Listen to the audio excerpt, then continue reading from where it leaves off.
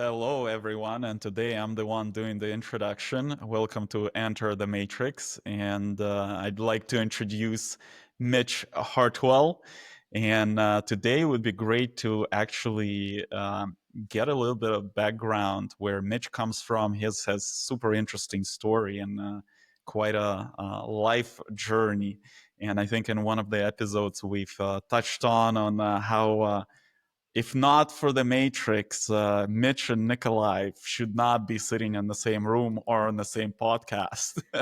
No way. No way. and here we are, not only in the same country, we are on the same podcast, and we hang out over a glass of wine here and there. So, where I'd like to start is, I think it would be great for people to understand uh, your journey, where you started, and how you got to where you are. And one part that it would be great for you to share as you unpack your journey. What are some of the insights that arised, or you've kind of noticed, realized as your life unfolded? Okay. So, how far back do you want me to go in terms of Whatever feels natural, start wherever you. yeah. Well, so if we go well, let's start back at the beginning. Just in terms of and I just want to throw this in there because I think it'll be useful. When I look back on life, there have been a few key moments now where I can see that Matrix was trying to send me some lesson. I've had two, I guess we would say, sort of, not a true near-death experience, but I've had some two major moments where something bad should have happened worse than what did. And even reflecting on that, the first one was, I was run over by a car when I was 5 years old. I Whoa! never told you that one. No, Yeah, that's news to me. yeah, yeah, yeah. I was hit by a car. 'Cause, I mean, you remember Canada. You know how they always have that public service announcement where they tell kids, "Don't run across the road between two parked cars," right? Mm. This was that kid that exactly did that, and I got hit by I believe it was a truck. And that's where in Canada? Calgary. Oh yeah, Calgary. That's right. Yeah. And So just side note, we're fellow Canadians here. Even though I was born in Belarus, I spent quite a few years in Canada. So that's another thing that connects us, but from very different parts of Canada. yeah. Yeah, so that event, in unpacking that over time on how it shifted so many things in my life, and then then we go back to 2018, where I had that fall. I sent you the Yeah. photos of that. I mean, that was 15, 20 feet, somehow walked away from that with just some bruises. Whereas, as we both know, last year I fell from 4 feet and shattered both arms. I mean, Yeah. how do you even square that? Like, how can you fall from such a height, not break anything, and fall from an insignificant height and absolutely shatter your body? Yeah. Again, this is where we can start to unpack. Well, what is the lesson that Matrix is trying to show you? But if we go back, I mean, the people that will know who I am. I'm a former adult video star, and Well, I think that. the obviously part, not everybody knows that, right? Yeah, yeah, Especially the newer generation. So maybe let's start from your 5 years old. And you've mentioned that changed quite a bit. Let's unpack that, and yeah. let's trace that to you becoming the number one or whatever adult film star. I think that's a very interesting. Yeah, so it was really funny how that moment impacted my life, getting run over by the car, specifically because afterwards was when I suddenly got really fat as a kid. Mm. Before that, I was a normal kid. Um, there was a lot of stored trauma, phobias. I think took me, I think, a good year or two to get out of a car on the side of the road, because Oh, I was wow. just like, you got run over by a car, you're freaked out, right? Like, and so, yeah, even in terms of what happened physically with my body after that, like then, yeah, I started to become fat. Didn't didn't lose that weight until really my second to final year of high school. Started joining the football team, started getting in shape, um, started, and that's when I discovered the gym, which started to really turn around my life in so many different ways. So it's almost like when I look back, and you know how you say you connect the dots in reverse, right? You can't see it going in.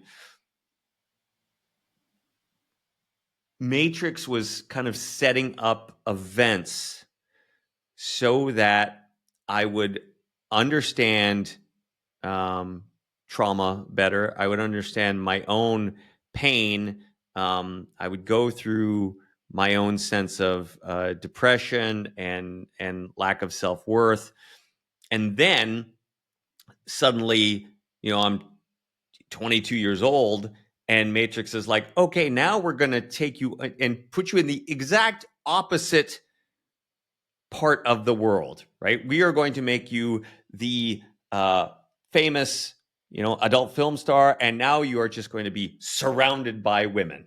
So it was like, okay, first you're the fat kid that can't get a date to save his life, then you get in shape, and then now we're going to have you have this opposite experience.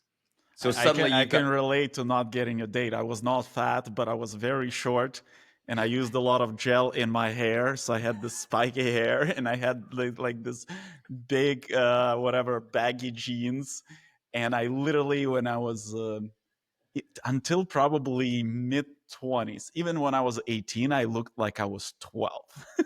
So on not getting dates, I can really relate. yeah. Yeah, and it's like, and then suddenly there's this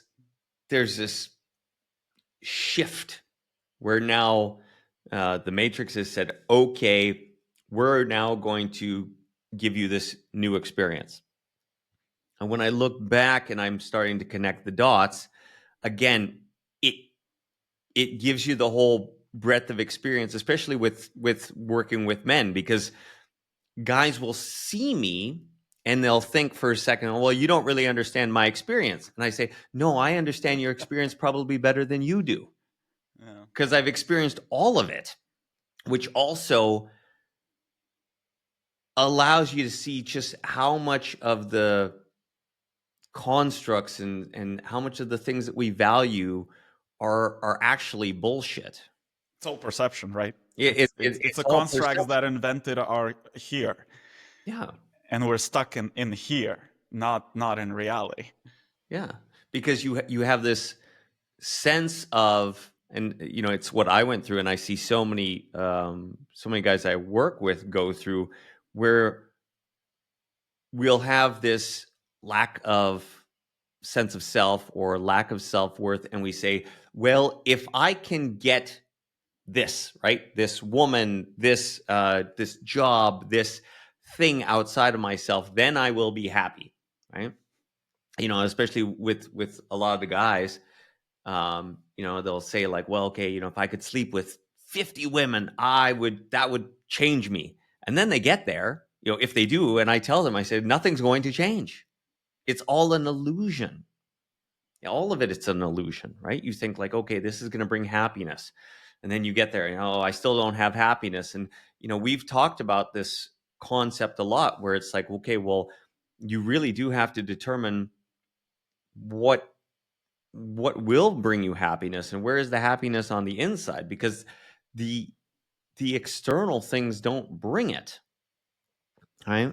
Yeah, and I think that's where you're bringing up. Yeah, we touched on this is a distorted metric of happiness, right? And people pick it from observing the world. Oh, like what you just mentioned. Once I sleep with 50 women, I'll be the happiest. Once I make my first billion, I'll be the happiest. Once blah and fill in the blank. Yeah. And Yeah, and you've gone down that path. my God, have I How ever? was the happiness? It's not there, right? I mean, it was funny. Even when I was making a lot of money too, um, I was just chasing more, and I was even more stressed. And it really is that thing where it has to do with the alignment.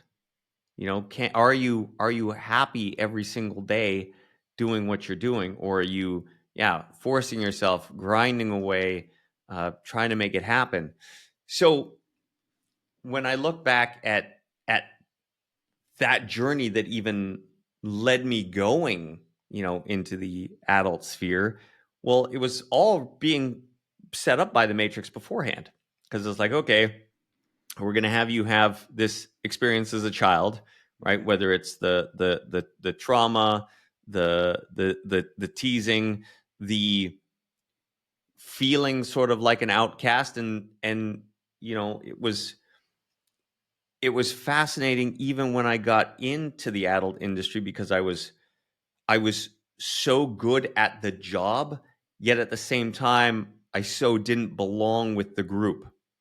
Hmm. And why how come you felt that? Well, it's just because in some ways I was so different. I mean, even you know, uh, my friend Steve Maeda would say, like, when people have a discussion with you, they would never believe what you'd be talking about, right? The one gentleman that I'm working on some projects with, from London, we jumped on a call, and next thing, we're talking about, you know geopolitics, and then, we're talking about gold, and we're talking about nature. We're just going in all these different discussions, and he's thinking in his head, he goes, I would have never expected us to have these conversations, to have it with a quote unquote porn star, right? Yeah. And so even my time within the business, it's like, on one hand, it's like, okay, well, I loved the women, and I loved the experience, but I never had any friendships, really, any deep connections within the business, because, again, I wasn't into partying. I didn't have a lot So to you're talk like about. a super, yeah, as you said, like completely almost opposite of an average uh, actor in that sphere Yeah, or actress. it's like if you were to put all the, marbles, if you had a bag of marbles and you threw them down, it's like my marble was over here on the corner. But again, in terms of functionally doing the job at the highest level, I had that in spades. Hmm. But in terms of what your typical avatar, what you would think that avatar would be, I was the furthest thing from it. So, and that started to, over time, color my experience, because, when I got in, because I started in 1998 in Canada, and then in February 99 I moved to Los Angeles. And I would say, for that first, let's just say, first 7 years, it's like, this was the best job in the world, right? I was like, oh, I've made it now. Like, this is, because, again, when we're looking at it through that matrix perspective, well, I was having fun. So Yeah. it was like the fun box was checked. I don't know if the happiness box was checked, but definitely the fun box was checked, right? It's like I was doing something, I was good at it, I was fun. Things seemed to be aligned for me at the time. And then, yeah, it was around 2006, when suddenly that started to change. And this was a pivotal moment where I noticed, when I look back, Matrix was trying to push me in some fashion. Like, the first piece was, I had my own video production company, and then what came out around that time?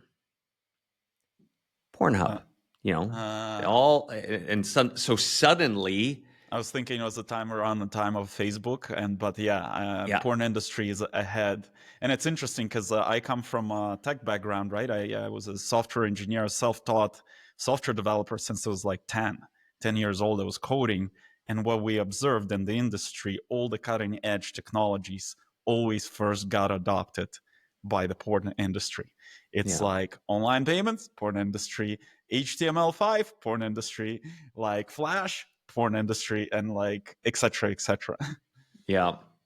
So yeah, suddenly, they discover that they have this new model.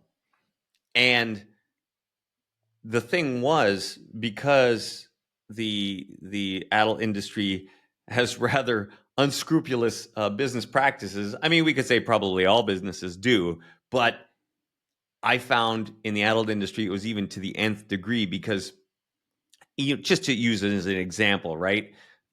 If we were to go on, say, YouTube right now, and we probably upload a full movie of Star Wars, or you pick your famous Yeah. movie, right?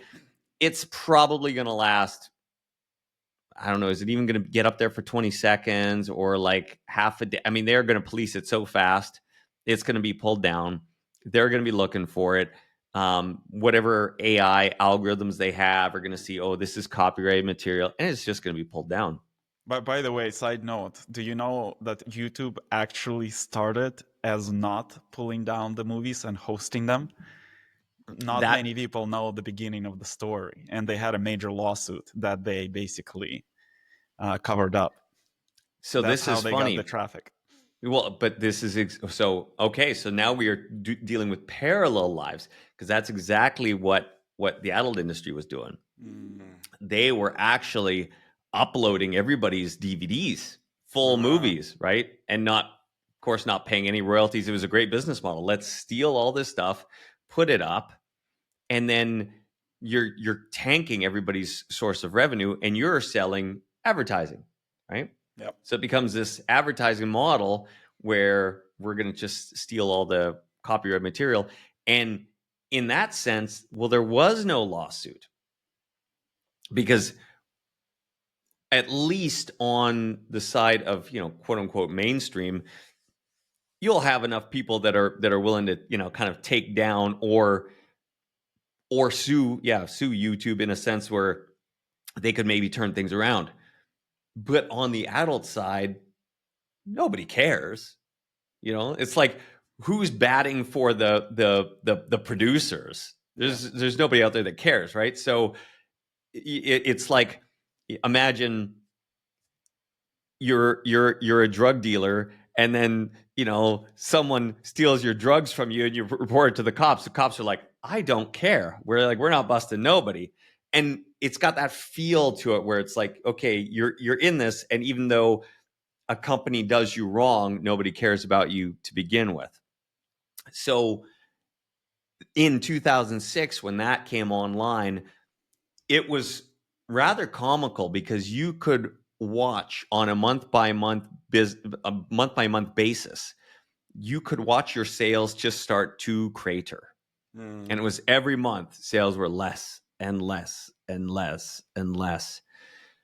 And that was a big wake up call for me, because at that time, I wasn't having the same level of fun anymore.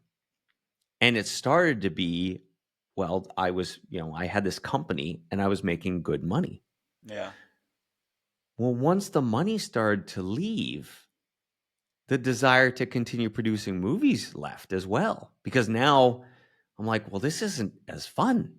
Yeah. And for a host of reasons.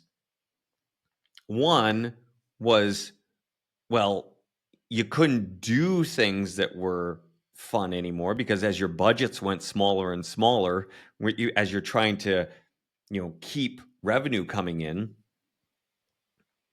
suddenly, well, I can't do the things that are fun. And now if I'm really doing a paint by numbers scenario to put out product, well, now I'm not having any fun at all, right?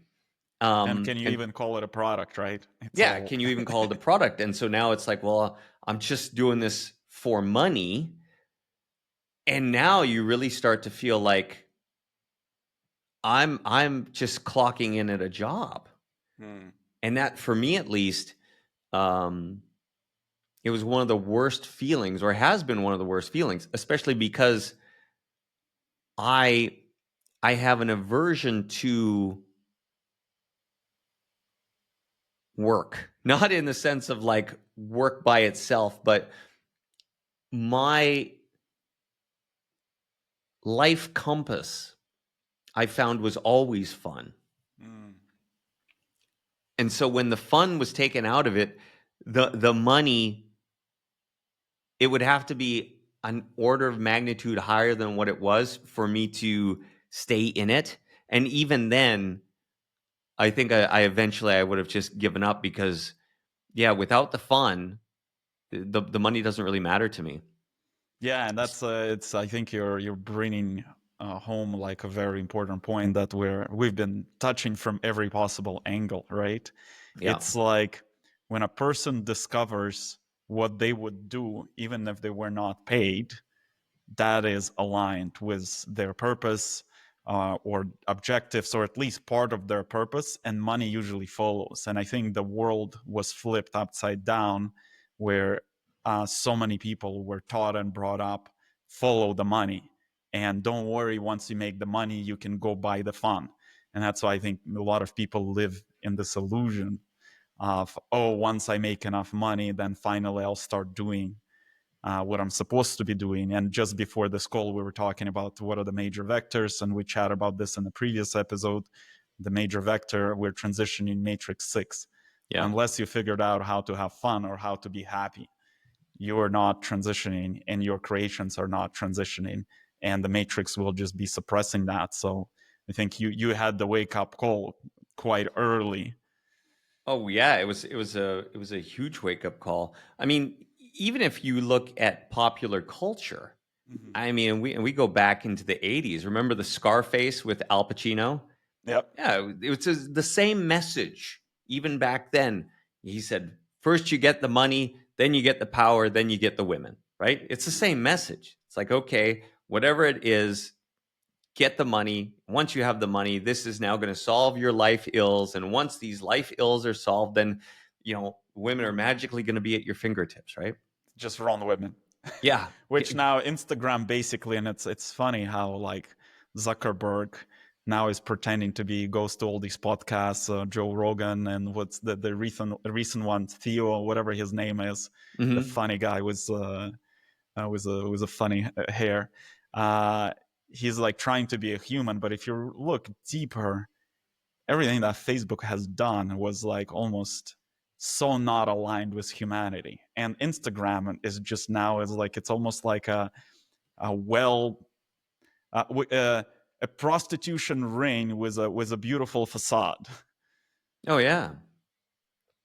Well, Yeah. and, even if we look at my time in the adult business and I look through all the evolutions that business became, and now we look at, well, where it's gone now, where it's now exploded, um even in the terms of what, the porn business has now become the OnlyFans business, Yeah, and exactly. Yeah. which is tied directly to into social media, because it's social media that really allows that business to even run, Well, they right? get a lot of traffic starting from Huge. Instagram, TikTok, and YouTube. It all starts there, and it Yep. all gets channeled into OnlyFans. Yeah. And that's like, it's crazy because like I barely use Instagram, and like I remember I opened it up after a long time, and I needed to find some restaurant or something because said, oh, all the details are in Instagram.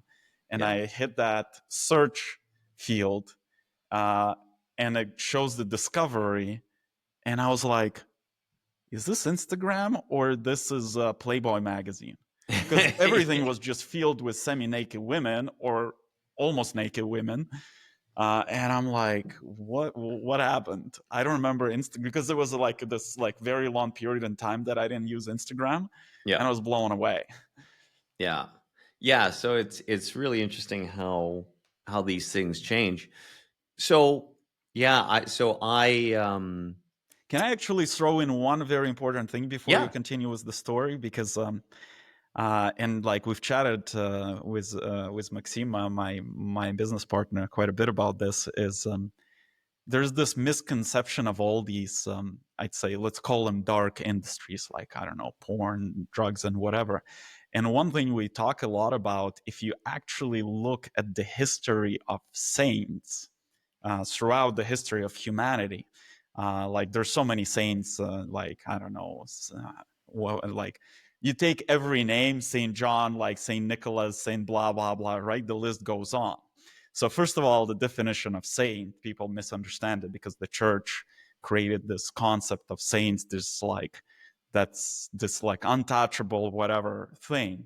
In reality, when you look at it, most saints started as like thieves, robbers, killers, like, or like if women could have been like in prostitution and etc. and etc. So for many saints, the first part of their life almost started in a very, let's call it, challenging industry. And if we strip back why it's the case, because some of the biggest evolution happens in the darkest places. So darkest place, if you, and we've talked about it, if you can walk in a dark room and maintain that light and expand the light, then your soul gains the maximum evolutionary experiences. And it's interesting, as you started talking about the story, this keeps coming up. It's like, um, and now just to define the saint is just a person, an avatar that develop their own source of energy. So majority of avatars are reliant on matrix right now, and as we're shifting from fifth to sixth, in the sixth matrix you can only enter sixth matrix if you have your own energy source. Most of avatars are powered by matrix right now. So the saint in a fifth matrix is an avatar that connected with their soul and spirit, hence they have their own source of energy. So that's saint. So coming back to your story, it's like, as you're sharing it, I was like, wow, I never connected dots. It's like Mm. people who start in such, like, we can call it dark or whatever, strange places, actually almost have a it's almost they're ahead because they had to somehow make out of that place and walk the walk of life towards a different place in life. And you've shared one thing, and maybe you can touch it on how like your industry, like the suicidal rates are so like I was blown away by that stat, and maybe you can touch on that. Oh yeah. I mean, yeah, it's just a fact. Like when I look over my 25-year career, because I've asked people, I said, look, in your business, like how many people do you know that have died? Most people are like, nobody. And I'm thinking like I've lost track. And it's not always the same thing, and there's this aspect of the porn industry that does seem to drive people either into despair or into craziness. And it doesn't always show up the same way. Like I've known, my God, I know two actors that both, and these were guys, that hung themselves, killed themselves. I know other women that have hung themselves. I know a lot of people that died, whether intentionally or unintentionally, through drug use, um, and it's just crazy. And I can't think of any other business where this happens on a very regular basis.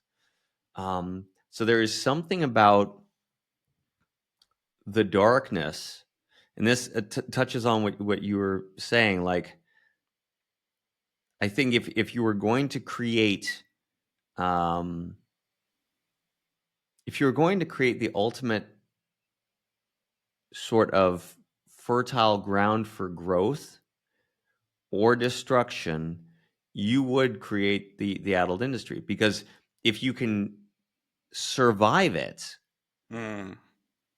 you will get untold lessons about humanity that I just don't think you're going to get any other way.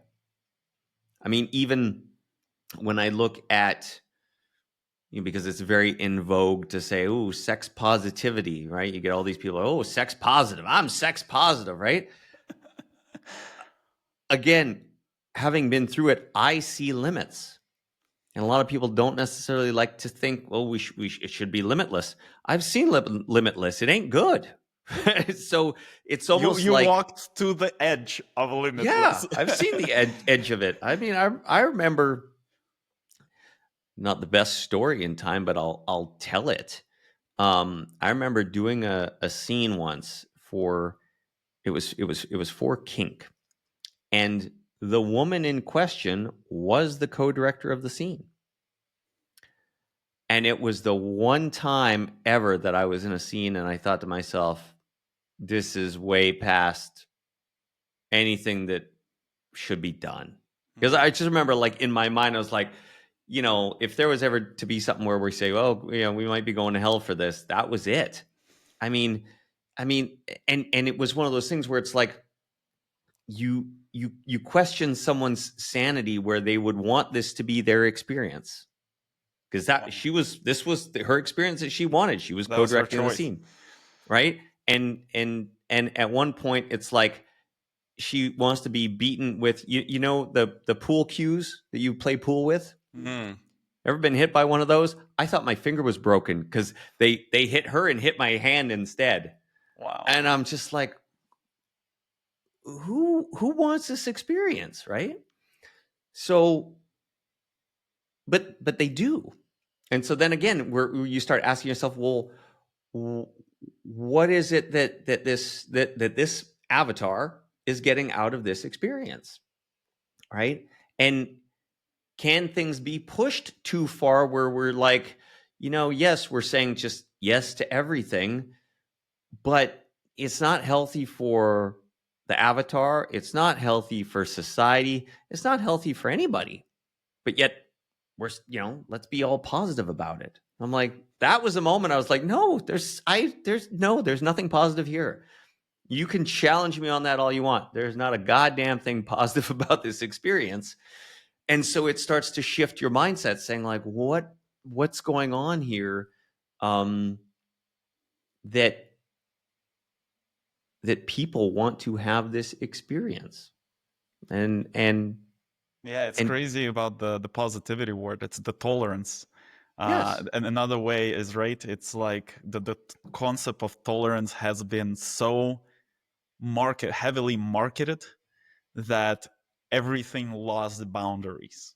And I think your story just underlines one aspect of life where people went completely off rails. Well, I spent like 7 years part time in San Francisco, and almost everyone experimented with polyamory, open relationship, and all of them miserably failed, even though they tried to pretend for as long as possible. And everybody who was involved then had to spend so much money on therapy after. And like myself, I got pulled into that, and I started like, oh, tolerance, positivity, and I was like, luckily being a nerd, it's substantially, and like I was like married twice, and I was like, I call myself a serial monogamist. Yeah. And even when I attempted even slightly to have an extra relationship, it so did not fit in with my structure. Like I didn't even understand how to like deal with one woman in my life. I couldn't like dealing with two women in my life. That was like a problem with five asterisks, you know? No, and it's funny that you mentioned that, because I was explaining to a bunch of my clients on a group call. Um, I was explaining that exact thing that you said, where I've been in the business and I've never seen those structures ever work. Everybody, Yeah. they want to have, the polyamory. They want to have, multiple girlfriends. They want to do all this stuff. I've never seen those open relationships work. And these are people that are supposed to be the most tolerant of people, and yet, The most open-minded, at least in this aspect of life. And even yes, there, it didn't work. and even there, it didn't work. Wow. So that That's an starts interesting to data point. shine a light for me, saying, okay, well, if we take this subsection of society that is supposed to be, positivity, open-minded, willing to experiment, all these things, and we throw them into this relationship dynamic and it fails miserably, what does that start to tell us about this relationship dynamic in terms of what's good for the avatar, and again, what is good for society? And I think it just gives us data to reflect on and say, okay, well, if we go to that that degree, we go that far into one direction, now we can start to see, well, okay, this isn't working. Yeah. And it's interesting. I think here we're unpacking in a very interesting way that broader concept of search for happiness. And some people really think they can find happiness there. And one thing that's coming up, especially talking about this as well as your experience, no experience should ever be disregarded or judged. And what I mean by that, even if somebody goes down the rabbit hole of polyamory, there should be no judgment, because as long because what happens is like, oh, I was bad, I was completely confused, I was lost. No, that taught you something. You went there, you didn't discover happiness, and if you made it out and continued your life and continued your search, you've had an evolutionary experience, and that is important. And people today, because of the tolerance, it's almost became harder to find happiness, because now the limits are off everywhere. At least previously, there was a, let's call it a moral compass that more or less aligned the avatar with natural high vibrational experiences. So it Yes. was easier to find happiness. But now when the limits are off everywhere, it's almost the room got darker and the path got narrower, because everything is allowed. Okay, I can go down that path. And it's perfectly fine as long as you honestly reflect on the results of that path. Because a lot of people just get stuck and keep persisting. No, I'm going to make the polyamories. Like I've seen this in San Francisco and Yeah. Silicon Valley. People persisted and persisted for so long, persisted to such a point that it it broke people, versus, okay, cool, I tried it. And that's where I think this concept of adaptiveness is so critical. And I think your life is the underlinement of adaptiveness. And let's get back to your experience. Yeah. So, back to my path. So we were So 2006, 7, yeah, Pornhub, money sales disappearing. going down, disillusion. So that it was that time period when the disillusionment started to hit. It was about that 2007, 2008 period where I started to say to myself, okay, I'm not having the fun that I was, right? Now it's shifting more to be, well, I'm still paid very well, and this is now shifting more to a job. So by about the 10-year mark, now I'm feeling like, okay, we're starting to clock in for work. And a few key things happened for me around that time. The most impactful was actually a Bulgarian man that I met, right? Good friend of mine, Christian, um, who at the time he was a little bit younger than me, and I had heard about him through another friend of mine who took a sort of relationship workshop with him. And he was like, man, it was the hardest thing I'd ever done. And it was very impactful. Mm. And so I ended up reaching out to Christian, and he said, okay, like if you can organize the people, we'll do a workshop. And so we got a group of people together, and he put on his workshop in Los Angeles. And it started to open up my eyes in different ways of connecting. And more importantly than that, it was the first time I had ever heard the term NLP. Mm.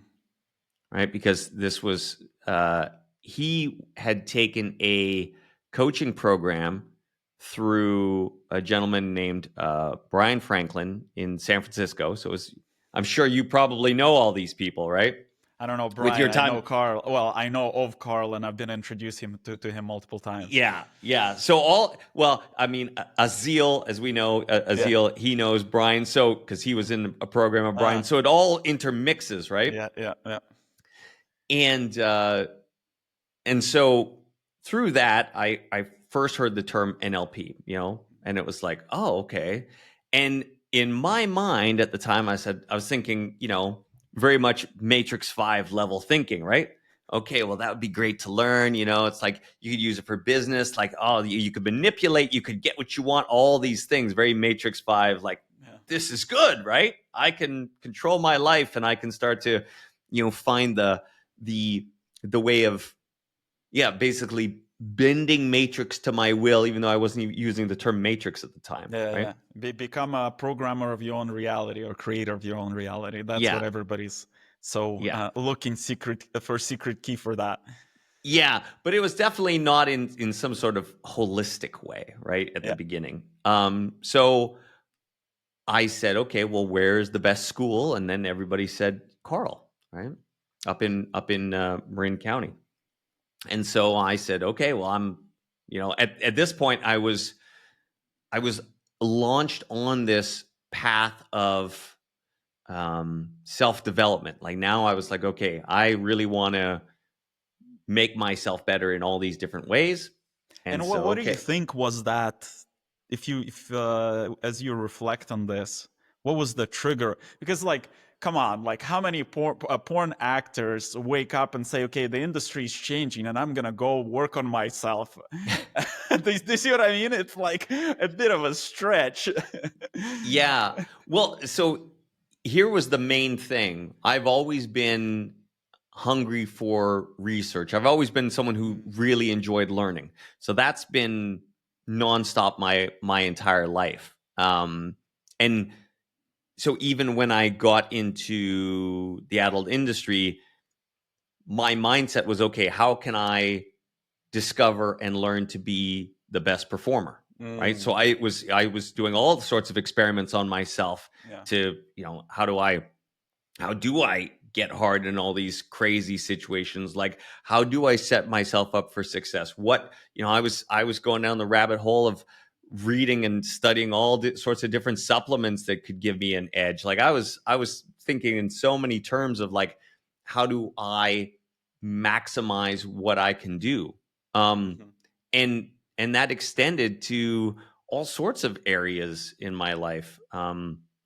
Whether it was, studying school before, when I was learning massage therapy, and I studied that for 2 years. So I was always hungry for knowledge. And at this point, it was like, okay, well, now I'm going to go study this, this NLP thing. And because I was fascinated, and I thought, well, this sounds to me like it could be really good. And let's double click on that. Yeah. Because, like, from porn industry, you could easily be like, let me research how I can smuggle drugs across the border because I have all the right contacts and the margin is great in that business. Do you see what I mean? Like, it was the research skill. You can go down that path as example. And here we're talking about neuro-linguistic programming and working on yourself and making yourself better. Yeah, it's funny because I don't know if it was necessarily my moral compass. There was something that was an internal drive. Hmm. Um, and even trying to unpack it now, I'm like, I'm not sure what it was, but it was definitely like there was always, well, so fundamentally, if I look at myself, one of my biggest drivers was to be the best at something, right? Um, there was always an internal drive where I wanted to win, right? Because there was always this structure in my life where I always came in number two as a child, right? So it's like, okay, I want to actually win, and if that means I got to figure out how my brain works and what needs to shift so that I can get to that, because again, that was a structure in my mind that if I could win, I will be happy. So it was still this false Yeah. sense of happiness that I was searching for. But it was based off of, okay, well, I'm not happy being number two. So if I could be number one, I will be quote unquote Mm. happy. Well, what's Um, interesting, I want to pin that is, yeah. and this is just generally big reflection on how the matrix works, right? So you're coming out of one industry, let's call it on the industry on a darker end, maybe not the Hmm. darkest, right? Like, and you have a lot of options, but then you're, yes, everybody wants, like, a lot of people want to win, and that's one of the measuring sticks. But then at the same time, we internally, when we work with someone, and we've done some work with you, right, we have a Yeah. whole chart on a person. And still, even though you're in this darker industry, you choose to go, and the instruments you pick, like NLP and, like, ayahuasca ceremonies and Oh, etc., yeah. all right, you go in this direction. And on our end, when we look, this is your social objective is to understand all the um, esoteric, metaphysical, energetic, whatever words you pick, understand that aspect of life. So at that crossroad, you could have picked of becoming like Pablo Escobar number two and win.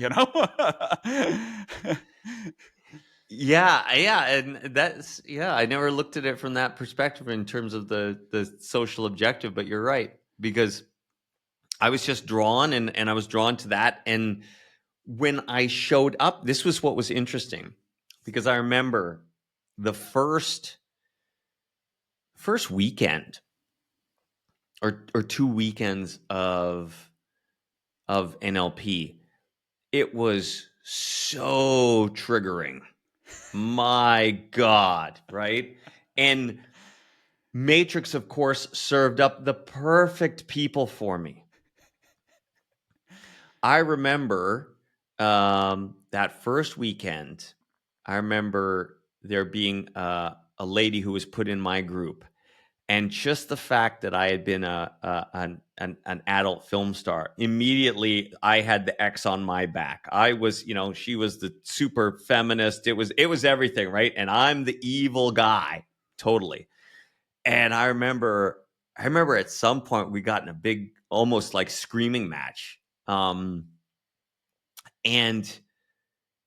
funny enough, after being around these people where I'm like, oh my God, I don't agree with half these people. It was really split. Like, some of the people triggered the shit out of me. Some people I liked. Everybody's very, like, San Francisco, like the hippie types are all Yeah. touchy feely. They want to hug you. I'm like, don't touch me. Nobody touches me, right? So I'm going out of my mind, and yet I kept coming back, Mm. because what happened was I realized this was going to shift something. Like, it felt like every weekend that I went there was like a new layer of the onion that got peeled away. Mm.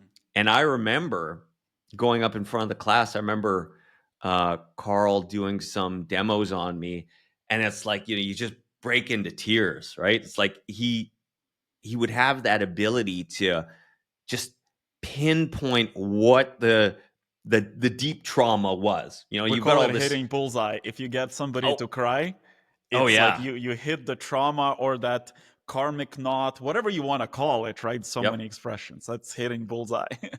Oh, and he could do it with like in 5 minutes. It was just so like, he'd just say that one thing, and then it's like your whole sense of self and the way that you view the world, everything just cracks open. You're like, oh my God, right?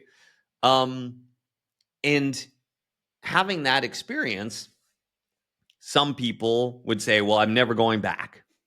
They'd be like, fuck that. I'm not enjoying that at all. And there was something that just kept drawing me back. So I would go every month. I'm driving up or flying to San Francisco every month. And I did this for 2 years as I went through all the training. And it was so funny to see the people who, when they went there initially, they were on the surface what you would think, oh, this person's going to stay through the whole program. Like even that girl that I had the fight with, I mean, she was the perfect avatar for the program. Child should have been a poster child. Yeah. And she I think she only did it for like a couple months and then she left. And so you would watch how certain people that you would think would stay would fall away, and yet me, I stayed through the whole program, as did others, right? And then when that was done, because I remember it was about 2000, I think it was 2012 when I finished. And then after all that training, and going through their regular program, going through their master's program, going through their holographic training, I now wasn't the same person. And so now I was lost. And this was the first time in my life I was truly lost. And I often kind of referred to it as the lost decade, because it was close to a decade. Because prior to that, like when I had found the adult industry, it was like I was lost before then. And then it was like I found something, and it's like, this is the thing. I'm good at this. I'm having fun. Yes. And now it's 2012. I'm not happy with what I'm doing anymore. I'm not having fun, but I don't know where to go from here. What else do I do? And this question, and I know we touched on it in another episode, this question of purpose was now front and center. What am I here to do? What am I supposed to do? What is going to give me happiness? What is going to be fun? Like, what's the next thing? Because I had something that I thought was that, and then suddenly it's not that anymore. I'm like, well, fuck, this isn't good, right? And so now I got to find out what my purpose is. And that led me to the next phase of my life, which was the ayahuasca journeys and the shamanic plant medicines. And I remember I was working with a coach. He was in that same sort of sphere, right? He was friends with Brian Franklin at the time, and he never did the NLP program, but of course he knew people that went in it. And I was working with him, just trying to get some sense of, well, what is my next thing to do? So I was looking to him from a life coaching and sort of business coaching perspective, but I would say I was getting more life coaching from him. That's what I was paying him for. And for some reason, so many people at that point had said that they had done ayahuasca. And I'd never heard of this stuff before. I had no idea what it was. Yeah, I remember it started becoming popular among the entrepreneurs. Not popular. It became popular closer to 2000s, but that was the early adopters. There's a very few founders, entrepreneurs who were flying all the way to like Peru and stuff like that. Yeah. I'd heard of it now from some people. And, they'd say, oh, yeah, I did an ayahuasca journey. It was an amazing experience. And as I started to unpack, well, what is this experience? And of course, they tell me, well, you see all these visions. And I'm like, fuck no. Because when I was 14, I thought it'd be great, me and my friend, that was the time where some of my friends, would smoke weed. So then we're smoking weed. And then, of course, now we're going to do acid, right? So we did acid. And I don't know why, but there's some part of me that always liked to be not left out or feel like the hero or something, right? And so I remember we had this acid, and we had tried it once before and kind of like nothing happened. So this time we got this stuff. Apparently it was good. And so instead of just taking one, I took like three, right? More is better. No, it's not, right? Not So with psychedelics, especially. yeah. So yeah, imagine I get blasted to the moon. I have a really bad trip because then my friends fucked with me, and they told me that because we were in this wooded area outside of Calgary, right? So we're basically in the forest tripping, right, around a campfire, and then they decide to fuck with me. So they tell me that they brought me here to kill me. Imagine someone tells you that when you're Wow. on psychedelics, right? So now I'm paranoid, I'm losing my mind. It was a rough go, right? And so after that, I was like, I don't ever want to see anything ever again, right? Like I'm done. I don't like to see things. And the pull to discover purpose was greater than the fear of seeing things at some point. And because I was so lost and confused as to what the next thing was going to be, I finally called Michael and I said, I think I want to do ayahuasca, because I knew he had connections because he used to take entrepreneurs. This is, again, early adopter. He was taking entrepreneurs down to Peru. Yep. And so he had his fingers in the pot, so to speak, and he knew all the different connections. And he knew a shaman that actually worked in Santa Monica, which is where I did my first ceremony.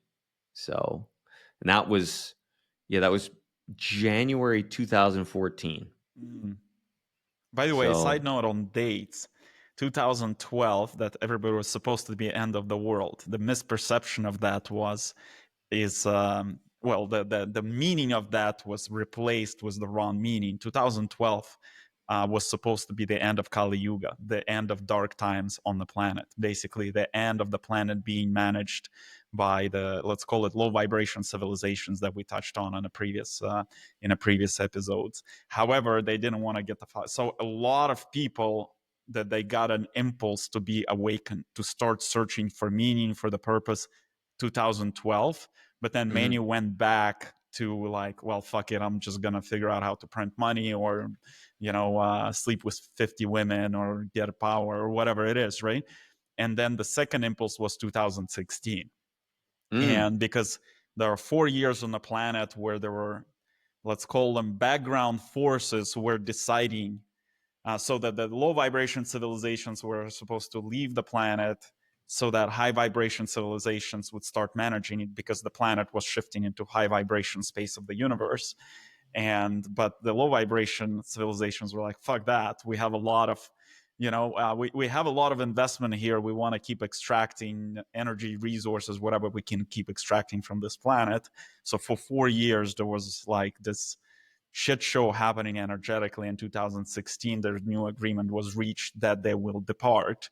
And 2016 was a second strong impulse for the, let's call them, old souls, advanced souls, big souls, to awaken their avatars. So it's interesting that you mentioned around 2012 that you started asking yourself about purpose. And when I talk to a lot of people, for example, a friend who wrote quite a few good books, Mark Gober, he had his impulse 2012.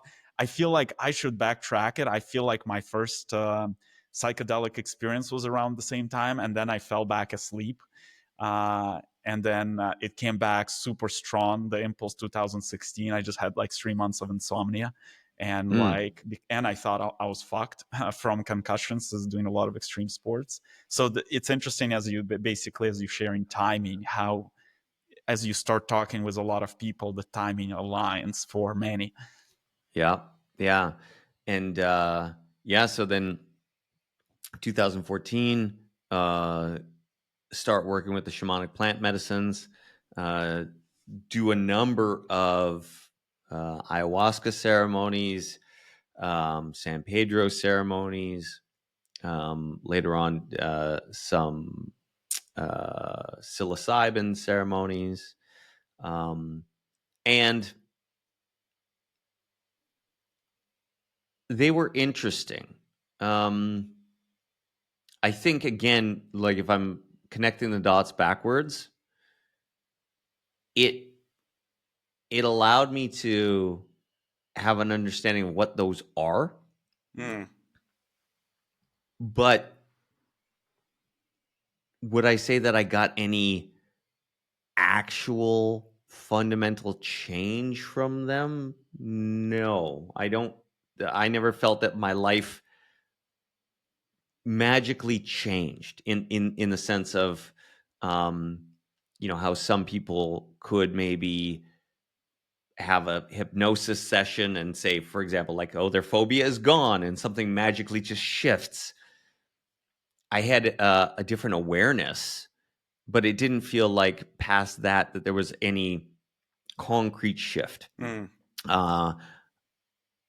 But in terms of broadening horizons, yeah, that definitely happened. I mean, it was, well, if anybody that's ever done ayahuasca would know, like, there's no way to even explain it. So it's like you almost feel like you can only talk to people that have done the experience, because even if I try to explain it, there will be nothing on your map of reality that you'll be able to track it with. Like nothing, right? I mean, I remember in my last journey in Latvia, of all places, I remember being pushed to the line. So I remember being, like expanding out from the universe and getting this actual sense. And I've tried to explain this to someone once. I mean, I would say, like, think about the concept of infinity. And they're like, yeah, I can think about the concept. And then I said, actually experience it. And people are like, what the fuck? Right? Like, I actually experienced infinity, and it kind of messes with you. And I remember going, you're going throughout the universe infinitely. Like, it's expanding, never ends. And then I remember ayahuasca showing me like this line in the sand, and it was having a straight conversation with me. It's like, okay, choice is yours. Like, if you want to cross the line, we can go cross it. But it was like basically crossing into almost like a psychosis. Like, if we cross this, you're never going to be able to come back to this avatar. Like, you'll be gone. Yep. But We've it's a seen choice. those. You can cross. You can. And I just remember being like, no, I'm good. I'll stay here. And it was like a conversation. It's like, okay, yeah, okay. I remember one other time. Well, universal law, the law of free will. That's, by the Yeah. way, how people get trapped into all types of weird experiences. Mhm. They were always asked, either under psychedelics or in real life, do you want to do this? Here's what's going to happen. And people, oh, fuck no, why not? That's how people lose themselves. And we've seen people post ayahuasca, nobody's at home. Yeah, and I can understand why, because I remember another journey. This was a separate one, and it was a really strong. I think this may have been the journey in Kiev. I'm not sure, but I remember having this really, really very intense experience, and then I still remember it was like almost like the closest thing I could tell you was it was almost like a little wormhole opened up. And it was ayahuasca just asking me, because the every ayahuasca journey that I had always was very positive. I mean, even when they were difficult, they were very positive. And I know I'd talked to people where they would have this super negative like experience. I'm like, I never had that. But again, it comes back to that free will piece, I believe, because I remember this whole opening. And again, ayahuasca, because me and the spirit would always have these conversations. It was very strange, but we would just talk telepathically, but it was very like you and me talking right now. Well, you're talking to egregor or you're talking to other entities in that Yeah. experience. Depends. Yeah. And it would just be like, hey, if you really want to go deep and like look at some, like whatever, like really dark stuff, like there's this hole. And I was just like, nah, I'm good. This has been like, this has been like candy and butterflies. Like, why would I want to go down there? Right. So I was like, okay, well, just so you know, it's here if you want. I'm like, no, I'm good. So all my experiences were always net positive. But yeah, it was always giving me these points of choice. And again, I always chose like, no, I'm good. Things have been great. Why would I want to change? It's been good. That's an example of walking in the dark room and following the light rather than, okay, I choose darkness. And like I know a lot of, like most people actually, I know most of the ayahuasca experiences were not very far away from positive. Let's put it that way. Yeah. So for me, those experiences were positive. And in 2015, I had a crazy ayahuasca experience, and it gave me some visions, and I decided I'm just gonna, these are so real, right? Real, at least in my mind at the time. I'm gonna act on these visions, and that led to me selling all my possessions pretty much, except for some my camera equipment and like a suitcase. And I took my dog and my suitcase and a one-way ticket, and I flew to Hungary first of all.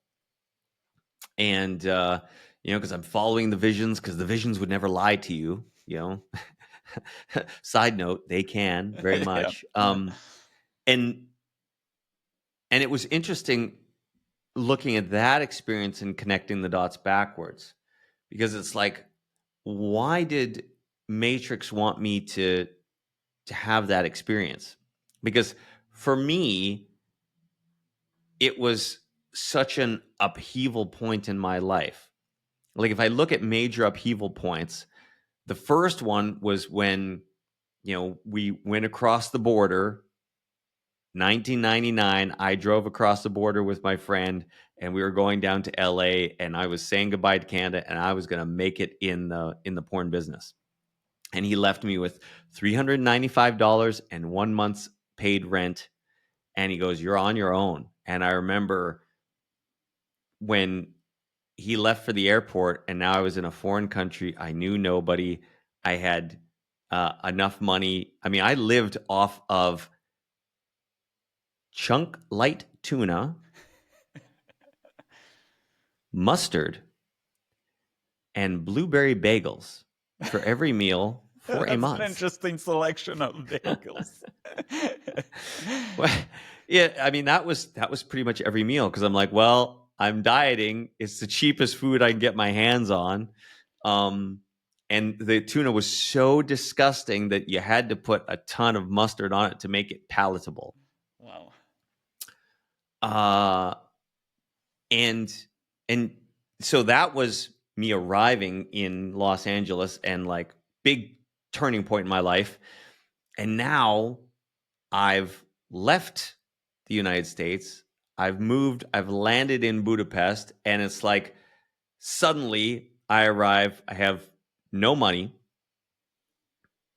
I've cut off my source of income. I have no job. I have no friends.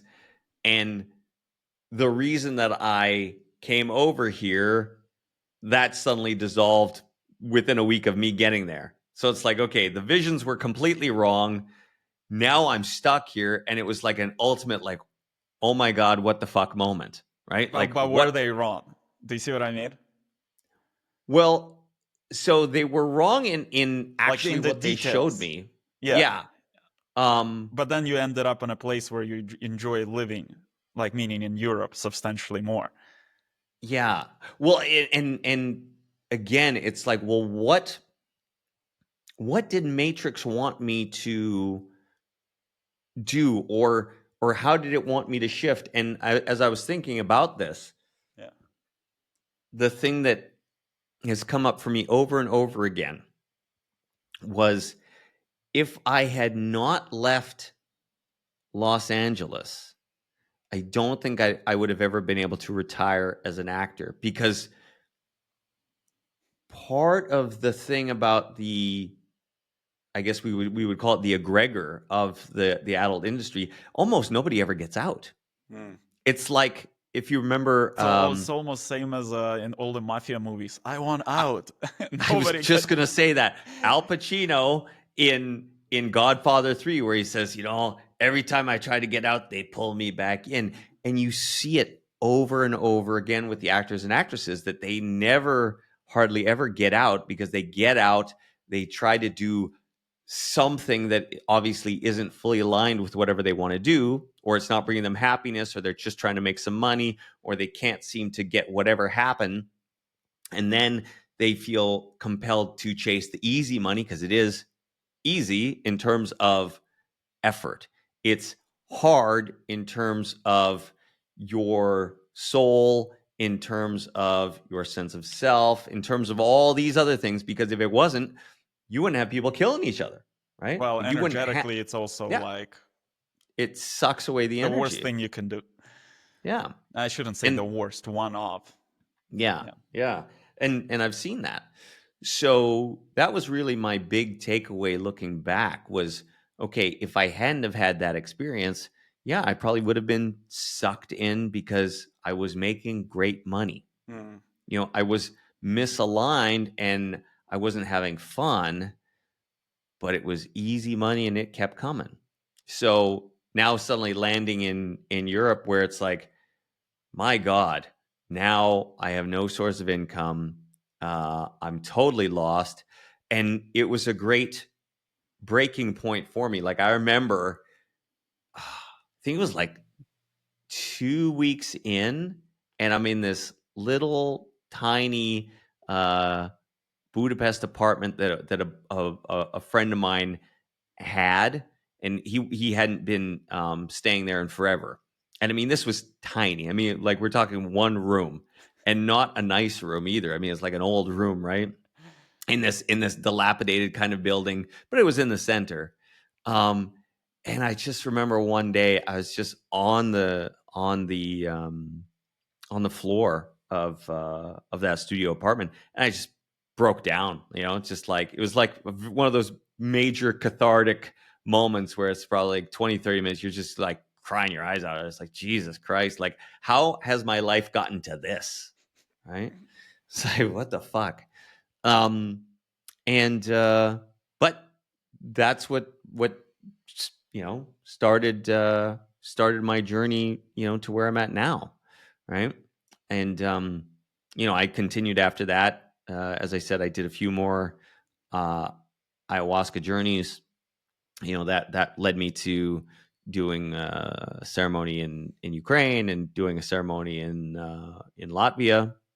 Um, and then out of all of that, there was this continual voice in the back of my head about writing a book. And as I started to unpack that, I just started writing my first book, and thinking about, well, what was the main thing that I could write about and sort of help society with. And I was given this idea, and it was a few years earlier. It was right before I left LA, that I should teach what I knew about sex and sexuality. And it never went away. It really just stuck with me. And then in about 2018, I just started writing. And I remember getting some, not visions, but getting some feedback, even in a ceremony, with the ayahuasca ceremony, where it was like, yeah, just get the book out. And from that point, I was just like, okay, I'm gonna get this book, and when the book is done, I'm just gonna get it out there, and that's it. Like, my job will be done. And then that sort of snowballed into, okay, well, what else do you have to teach? And I was like, oh, okay, well, I can talk about this. And then, and then from there, my practice and the scope of the lessons just kept growing and growing and growing. And then, now circle back all these years later, I'm again redoing all my neurolinguistic programming certifications so that I can help my clients even further, just in terms of changing their belief systems, changing their sense of self, identity level changes, and how that all interrelates with masculinity and sexuality, and then just the life lessons. It's like, if I'm looking at what big picture Matrix has wanted me to go through, when we start just looking at all the things, whether it was, okay, we're going to have you be the fat kid in school. Okay, check. Lots of information there. Well, let's have you get run over by a car. Okay, check. Lots of stuff to go there, right? Let's have you do the psychedelic journeys so you have a sense of the bigger picture connection, and also some sort of weird metaphysical stuff we can't even comprehend. Okay, check. Let's add that to the mix. 25 years in the porn business, understanding sex on a level that few people would, just because you don't have that level of data to extrapolate from. You And don't not have to only deal. data, given you mentioned you love research, you probably researched the crap out of the topic. Well, it was research even within the Yes. topic, Yeah. because that's where, like, a lot of the concepts that I talk to people about, they're like, well, I've never heard a sexologist say this. And I said, well, you're not going to, because they're just They're repeating what someone theoretical. else Yeah. taught them, Yeah. Yeah. Yeah. right? It's They're all super theory. theoretical. And for me, it was like, I was in the trenches, and I'm like, okay, what am I feeling? What am I experiencing? Now I'm in this crazy anxiety. How do I get out of this? How do I deal with my own sense of shame? How do I get out of this? Like, how do I perform even when I'm not turned on? How do I get out of this? And so, looking at that experience, I mean, my God, it was just so many lessons. And again, it's like, okay, check. That's another thing we can add to the mix. And then, now look at, and then, so let's fast forward now to Matrix continuing the journey. So I'm sitting there in Prague. I've already previously made the decision that I'm going to move to Montenegro, right? Because Matrix just decided that my girlfriend is going to get me a ticket to go see Jordan Peterson in Zagreb, of all places. And I've never been to Zagreb. So this was my Christmas present. And I was a fan of Dr. Peterson's work. So I said, okay, great, let's go to Zagreb. And so we planned a trip, and we did Zagreb, we did Split, we did Dubrovnik, and then we moved our way down to Montenegro. Spent some time in Budva and in Kotor, and then we flew out from Tivat back to Prague. And so I had been introduced to Montenegro just through that experience. I got a taste of it, and I had hit the wall with what I felt was possible in Prague. And I don't know if you've ever had this experience, Nikolai, where you just have a feeling like, I'm done. And it wasn't anything more than a feeling, but I was just like, I'm done here. This isn't, I've probably pushed this a couple of years further than what I should have been here. Yeah, I just had that experience here in Montenegro. I lived in Luštica Bay, right? Yeah. Spectacular place, like basically one of the top places, probably the top place Yeah.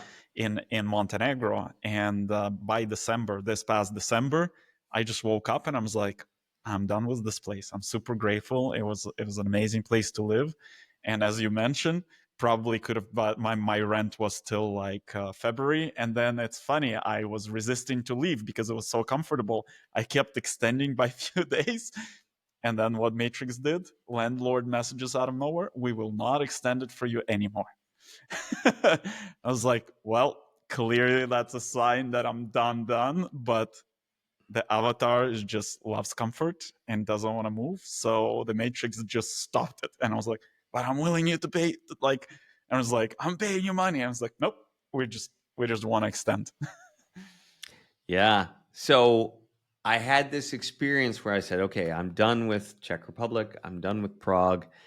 And Montenegro seemed like the next logical step.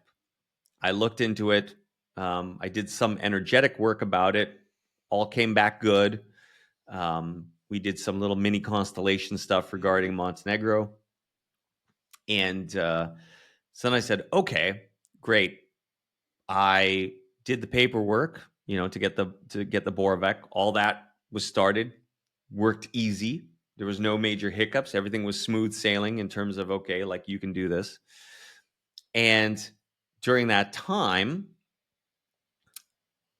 our mutual friend Azil texted me out of the blue, "Hey, are you still in Prague? Like, I'm coming through. I'm teaching at this. It was a spiritual conference at I think it was a hotel in Prague.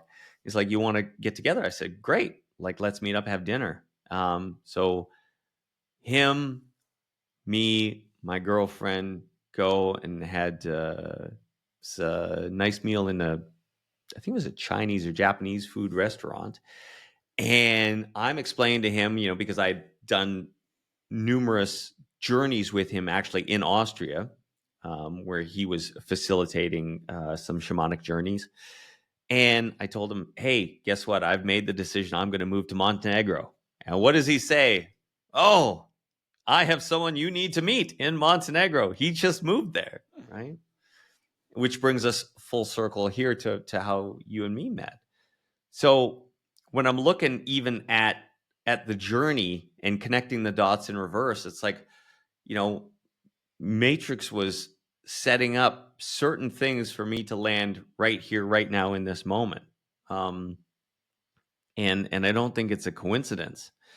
And it's interesting to look at places that my egotistical mind may want to have moved to, or I thought, oh, that's what I would like to do. And yet at the end, I'm here and I love this place. I mean, I can't imagine being in a more beautiful place than where I'm at right now. But if I were to ask the 20-year-old version of myself, well, do you think you're going to be living in Montenegro, in old Yugoslavia? Like, there's no part of my conscious awareness would be like, oh yeah, that's going to be great. Let's do that. Yeah, Right? yeah, and that's the story on that.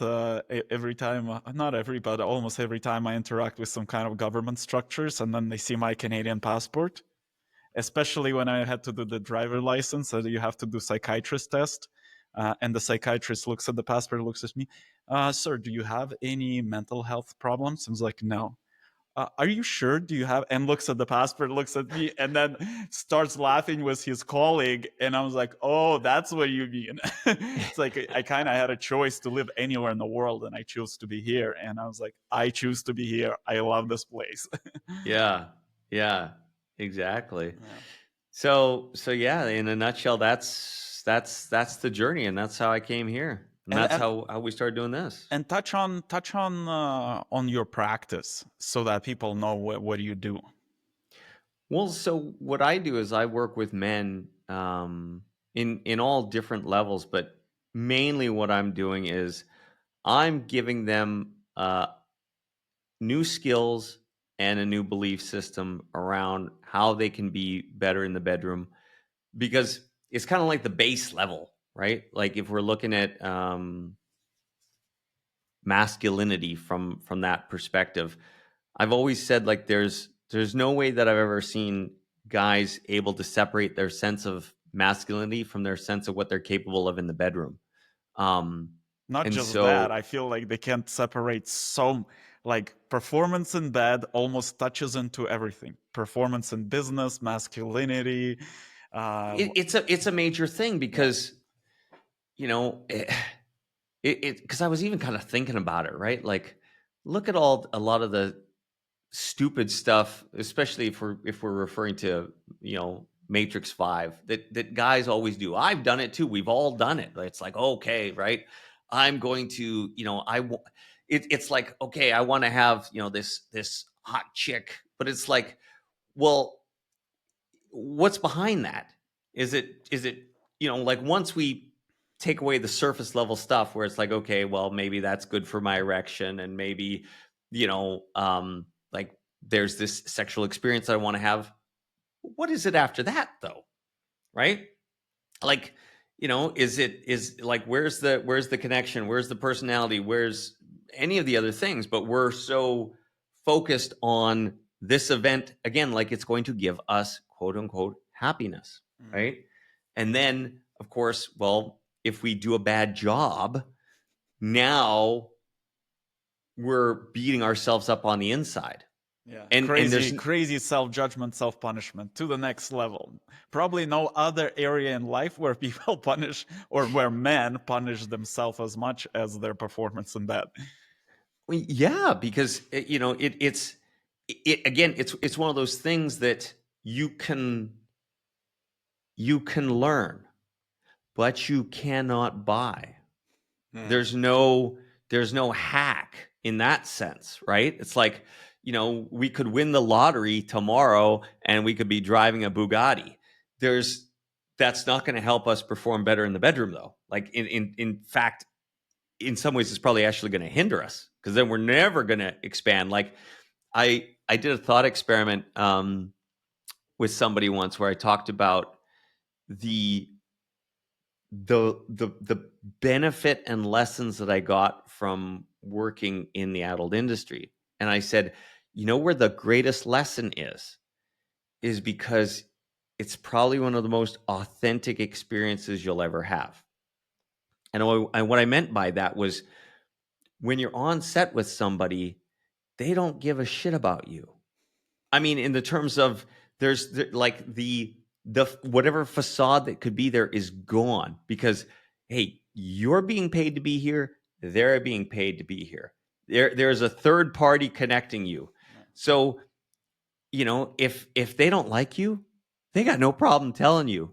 If there's something they don't like in the sexual act, they have no problem telling you. Like, it's probably the most authentic communication you ever get, because you think about it, if you're in the bedroom with your significant other, you might be doing things totally wrong, and they'll never tell you. You'll never find out, ever. You'll never find out, right? Maybe it's through a friend in a third life after this. Oh yeah, yeah. I remember one friend told me, like, they only found out later, after their relationship was done, that their woman never had an orgasm with them once, right? Because nobody's going to tell the other partner they're doing a bad job. And I was put into this arena where it's totally open, because there's no repercussions. It's like, third party is paying for this to happen, so everybody can be their authentic selves. And so even when I was collecting the data over all the years, I said, well, how else would you get this authentic experience and have that level of data? Because I said, well, if it wasn't going to be, being a adult film actor, where else could you get this volume of data? Well, you're going to be like Leonardo DiCaprio, or like a rock star, right? Or you're going to be the billionaire that just But you pays don't need escorts. to perform in those scenarios. If you're Leonardo DiCaprio, you just gotta show up. You don't need to do shit. Exactly. And that's what I said. I said, you know what? I mean, if Leo shows up, if he lasts 30 seconds, what is the girl's experience? She's just going, check mark. I got the notch of Leo. So he's not learning anything, because whether he is a dud in the bedroom, she don't care. She's just like, check mark, got it, right? And then if we're looking at the billionaire who's hiring the escorts, because I've known some billionaires where they're just paying for everything, right? Yeah. Well, in that scenario, if you suck, every girl is telling you are the best ever, because they're getting paid to tell you that. Like, it's a bad business model for an escort to be like, You suck. Please pay me again, right? It's a horrible business model. So yeah, like within that, there was just so many lessons, and it's that level of understanding now that I found I was really able to deliver to my clients, to say, okay, well, here's what I found that works. Here's the process behind being able to do it. And it's not just theory. I mean, these are all the different things that I put into practice over the years to have success. And it's that trickle down effect where it's like, okay, if we're looking at sort of our belief systems, what we believe about ourselves, there's always two polar opposite sort of things that happen. One is, okay, we have this belief, and then what happens with that belief?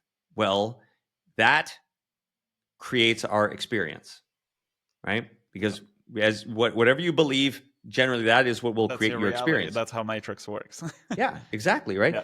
Well, then we have the other side where our experience confirms our belief. And so now you end up in just this In a loop. circle You're going stuck in around, a and loop. there's never any change. Yeah. And so what I found is, okay, if we can't necessarily just alter the belief, because we can do that with, obviously, you can do that with hypnosis, you can do it with NLP, a lot of different modalities where you might be able to change the belief structure.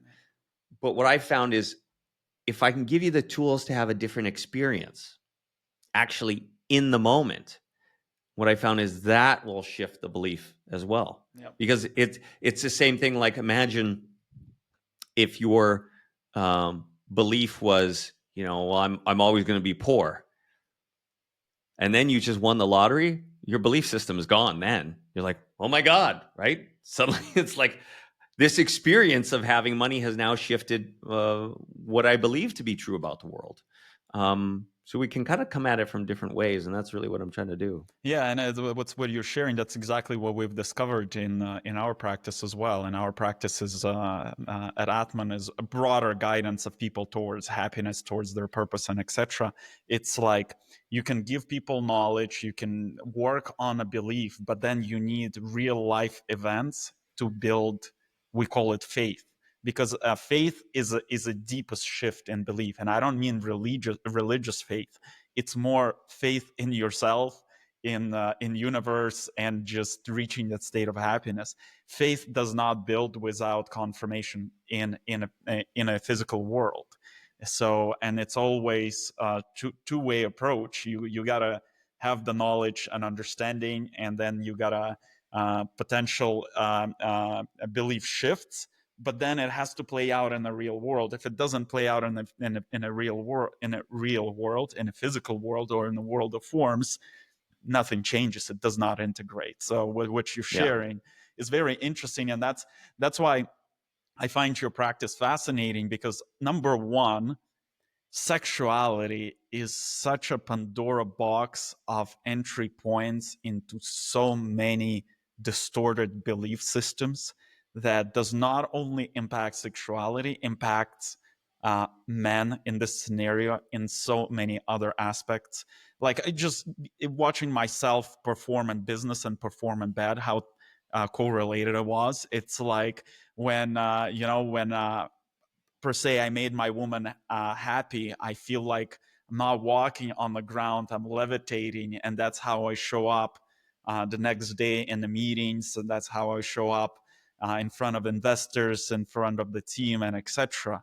And so that's one aspect, but also besides that aspect, to perform in bed, you have to unravel so much stuff that is preventing you to perform. So hence you're unraveling so much stuff to perform in your life, in other areas of life. So that's one aspect that's fascinating. The second aspect is what you've shared throughout today's episode, today's podcast, is your super diverse experience, right? Like your exposure to so many modalities that give you the ability to look at the issue in front more holistically, rather than through a keyhole. rather than me, oh, let's just, go do whatever those exercises. It's Yeah. like, hey, dude, let's deal with your perception here. No matter how many exercises that you'll do, you got to understand this and then go do the exercises. So this approach from both sides. So, yeah. Yeah. Yeah. And, even, doing all the work with you for this past year, right? I mean, it was really funny, not ha ha funny, but it was entertaining that we had just started working together shortly before I had my accident. And it was like, when I broke my arms, I knew immediately what was going on. I remember, Yeah. I was Yeah. You called, well, you tried to call me because you couldn't even lift the phone, right? yeah, it was like it just made so much sense at the moment. It was like, okay, this is another, like, this is Matrix telling me, like, what you're doing needs to shift and you need to make a real change. And having that understanding of, okay, look, the Matrix is going to guide you, and you have to really listen and just see, well, what is it trying to show me in the moment? Because looking back, I can see so many times now where I listened and so many times where I didn't. Mm. Um, I mean, even in terms of when I should have left America, that was way earlier. And I kept hanging around, right, until Matrix set up the situation where it's like, oh, you're gonna have this experience, and then you're just gonna go immediately. Yeah. Um, you know, things where Matrix has taken away my money, and it's like, no, you have to go look at these different things, aspects about yourself. Um, so it's really an aspect of listening and seeing the lessons when they show up. Um, and I think sometimes we just have to be hit over the head a million times. At least I did, until I started to see them. Yeah, and wrapping this up, two things come to mind. Number one is just your fascinating, unique experience, and I think that the key takeaway there, just for me and people watching this, is you cannot. It doesn't matter where you started out. You cannot disregard any part of your experience, because each part of your experience has some spectacular evolutionary um, insights, growth, expansion. So it's almost the way I would describe it. Mitch has accumulated a wealth of experience, and now you're integrating it. And that is allowing you to become happier and happier, and also share that through your practice. And it brings me to the second point: is every person in this world has a different entry point to their journey of expansion, or figuring out how they expand. And your practice to somebody might seem like, wow, what the fuck, it has nothing to do with evolution, growth, and expansion. And I say it has everything to do with that, because the person who will end up working with you probably would never consider working with us, as an example. Yeah, And that's what we've consistently seen, and that's what we tell everyone: is like, just listen to your intuition. If you're pulled to working, let's say, with Mitch, go work with Mitch, because that's your path. If you're pulled doing ayahuasca, go do ayahuasca. If like, and there's so many entry points to, and you never know what's gonna have dramatic shift in your life. And that's, I think, the beauty of this world. It's we can walk this path in so many different ways and find happiness. Like, somebody might be starting to work with you to just be a bigger man in a group of guys when going out partying in Ibiza, but they end up actually discovering everything that had been preventing them to experiencing true happiness. And it's delivered so much more differently than, let's say, it would be delivered by me, or by yeah. a shaman with ayahuasca, and etc. And they're just all different modalities. And that's, I think, the beauty of this world, that there are so many diverse modalities that can help you move forward. Yeah, and they're all interrelated. They're Exactly, and all it's interrelated. all it's all the same coin, just with a lot of different sides. They're just not two sides to the coin. There's also the this side and each part of it, right? Yep. So yeah, thanks Yeah. for sharing your experience, and Yeah, you're welcome. I'm excited to continue this podcast.